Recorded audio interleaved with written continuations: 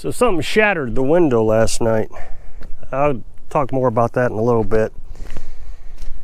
So, as you know, Carolyn and I have been working very diligently to get a camper here as fast as we could. You may remember in a previous video that Carolyn's son is going to come stay with us for a while, and we didn't have any place to put him. So we've been cleaning up this area over here to get him a place to stay, get a camper in there. Well, it didn't work out as we had hoped. As a matter of fact, it didn't work out at all. I kind of figured this was going to happen, but the guy who owned it previous to us brought it over to us, and he swore up and down that he'd be able to get it to us and get it parked where we needed it. It didn't work out that way. As you can see, there's nothing down there, but it is here. So, as I suspected, he got stuck. So, I'll try to give you a little bit of perspective. At least he didn't hit the house, but that's about the only thing he didn't hit. Now, let me tell you, this guy says he is a professional truck driver, does it for a living. And he did own a tow truck service. I told you that in a previous video too. He towed me out. Pretty good at it then, but boy, I tell you, he came down. Now, I had this roof pushed all the way over on the well house here because I don't have it attached right now. So I slid it all the way over, and he still hit it and then busted the roof here. So I'll have to, I guess, get some silicone or something, try to fix that. I mean, I can buy more of this material if I had to. It's not too expensive, $8 a sheet or so, but I got to go all the way into, well, a town. It's very far away to get it. And then he hit this. I mean, it's not terrible. I can repaint that. No big deal. We'll get through it. At least he missed the house. I mean, that was the biggest thing. I stood right by the tongue. That way, if he hit the tongue of the house, he'd hit me and I'd be dead and wouldn't have to worry about it. So he did get the camper here, but it got stuck and it is on a terrible lean. I've got it, the front end basically touching the ground right now, and that makes the front to back level. I don't know how big of a perspective you can get on how unlevel it is. I don't know if the camera's going to pick that up. So that means I got to get a jack underneath the wheels over on this side and level it up. So I'll lift it up and just keep putting bricks up underneath it. It's down here by the chicken coop, of course, and that's not a great thing. The chicken coop, you know, does have chicken smell. So I would have rather gotten it up there so he didn't have to smell that. The guy said he will come back when it dries up a little bit and see if he can get it out. He's got another truck, another 4x4. He says that's better than this one, but it's not street legal. So he'll have to get it over here illegally, and well, you know how that is. He didn't want to tow it with that truck because then the camper and the truck would have been illegal if it had gotten pulled over. But I am glad he brought it over because my truck would not have moved this thing. It would have been terrible. So when we go inside, I mean, it's an old camper. There's nothing making it new, but it's got more fancy devices than what we have. It's got a microwave. The only way I think we could be able to run that is if we have a generator running. Might be able to microwave something. But you know, that wouldn't, I don't want to get too fancy in life, but if we ever needed a microwave, we could always come down here and microwave. The fridge, he says, works. I don't know, I haven't plugged it in, but I don't care if it works or not. We don't really need it. We can't really run it because we don't have enough electric. You know, he left a sleeping bag for us. It should do Carolyn's son just fine. There's a bathroom here. So once we get the water hooked up, we should be able to get him in some water and a shower going maybe. We'll see. Of course, it's not near the septic tank, which is one of the problems. So he will have to come up to our house to take a shower. Closets all over the thing. It's incredible how many closets are in this thing. It's like a mobile home. It really is. It's huge. Another closet here.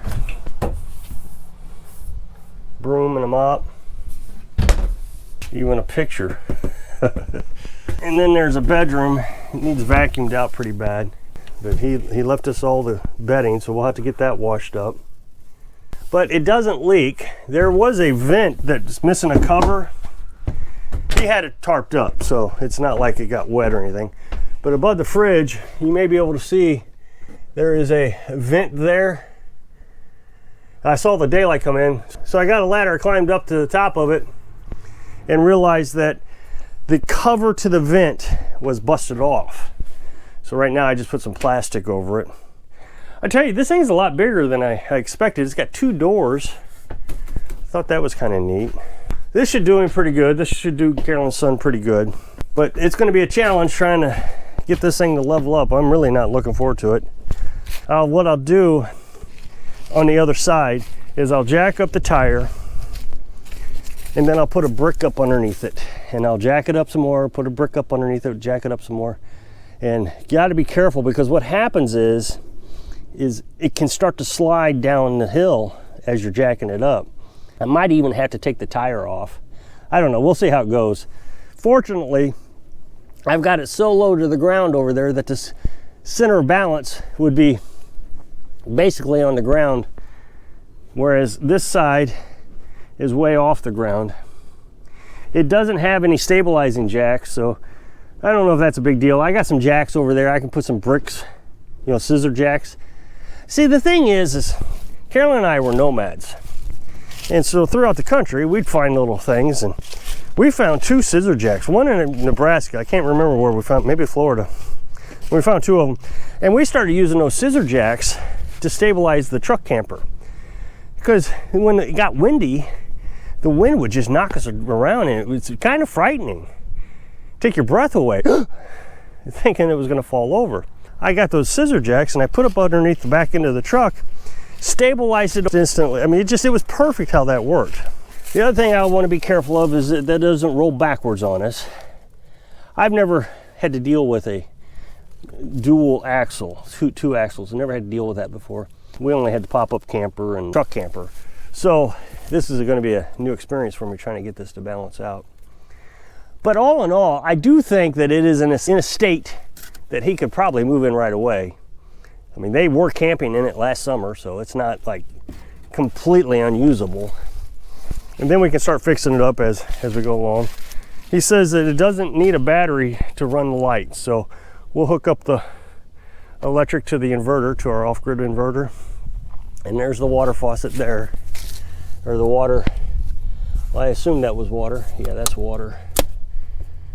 So it's broke, it looks like. So maybe there is no water. Well, I'll have to, you can replace that. I can replace that. I did that in the pop-up. Had to replace that in the pop-up. I would imagine that is the furnace. We're not gonna run the furnace. We'll use the Mr. Heater Portable Buddy. I tested that yesterday, make sure it was still working. We used it last spring, maybe a year ago, and it was working okay, but the igniter has stopped working on it. So Carolyn's pretty excited about all this. I'm not, because I just see more work on trying to get it all cleaned up. And my personality is, if it's here, I just as well make it nice. I just sometimes drive myself crazy. So one of the things that happened when he was trying to pull it out was he busted out the window.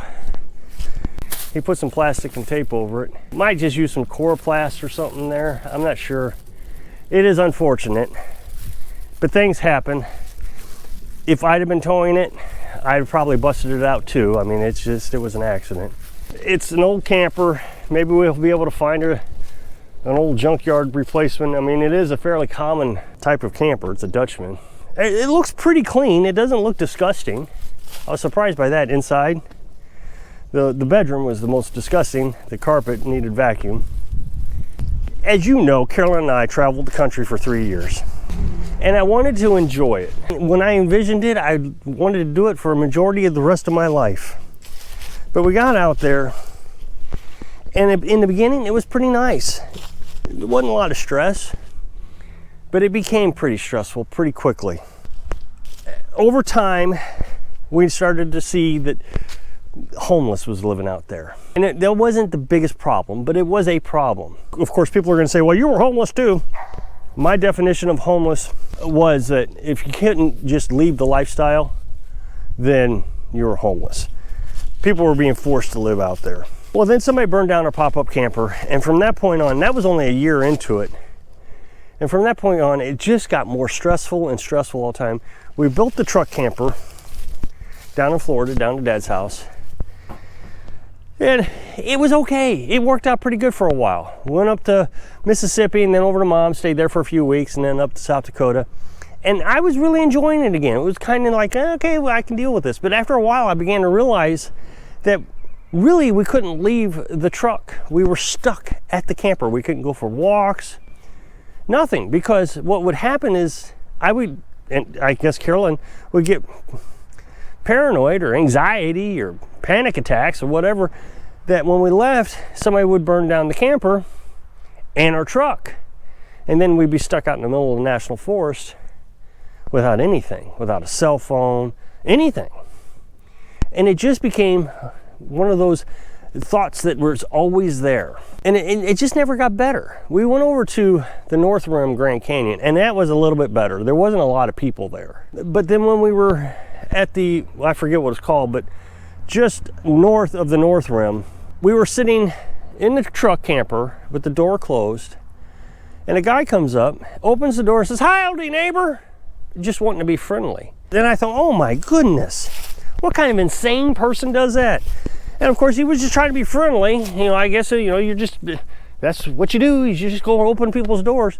But of course, we were on YouTube at the time also, and one of the other YouTubers had the same problem. Somebody just came over and opened up her van door and said hi. I mean, she could have been getting dressed or something, or we could have been getting dressed. Just never got better, no matter how far away we got. National forests were always packed. You have this dream that you're going to be out there in the middle of nowhere and nobody's going to bother you.